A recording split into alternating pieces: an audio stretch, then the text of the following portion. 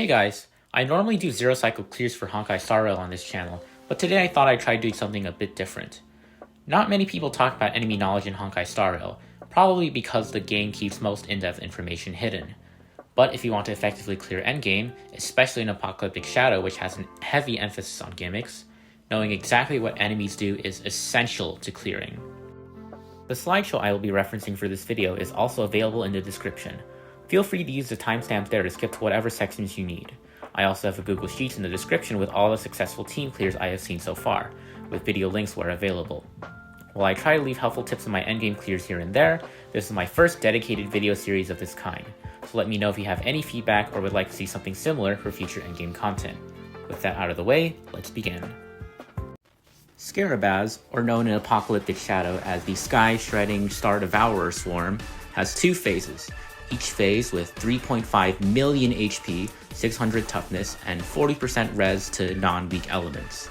Scarabaz's main minions, which spawn every time you hit it, are the Nostings, which have 290,000 HP, 50 toughness, and explode when killed, dealing small AoE damage and applying stackable Vuln to all enemies.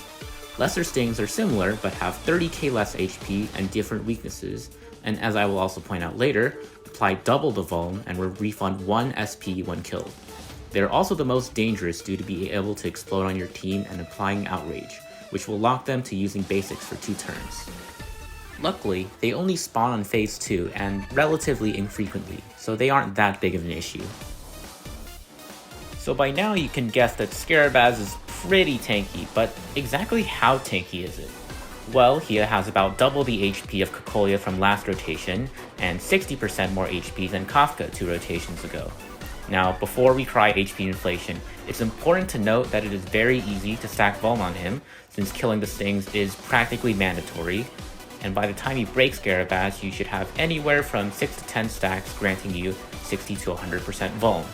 With that in mind, Scarabaz matches Kafka's effective HP at just 6 stacks, and with the full 100% Vuln at 10 stacks, its HP is effectively the same as Cocolia's, or slightly lower if you count for all the Sting explosion damage.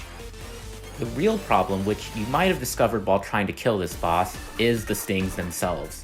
Compared to minions like Cocolia's Ice Lances, they have 3 to 4 times as much HP, and they're almost as tanky as Kafka's Phase 1 elites, even factoring the 25% damage reduction when one is left standing.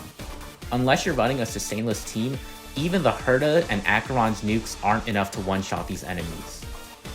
However, since killing these Stings also reduces Scarabaz's toughness by 50, it's very important to do so as soon as possible.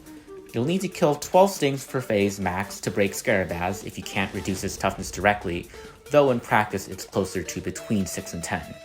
In phase 1, Scarabaz will spawn 1 Nosting per hit received, and in phase 2 they will spawn 2 Nostings per hit, with every 4th Sting being a lesser Sting instead. This uniquely continues while Scarabaz is weakness broken, making them the first Apocalyptic Shadow boss that spawns minions in this state.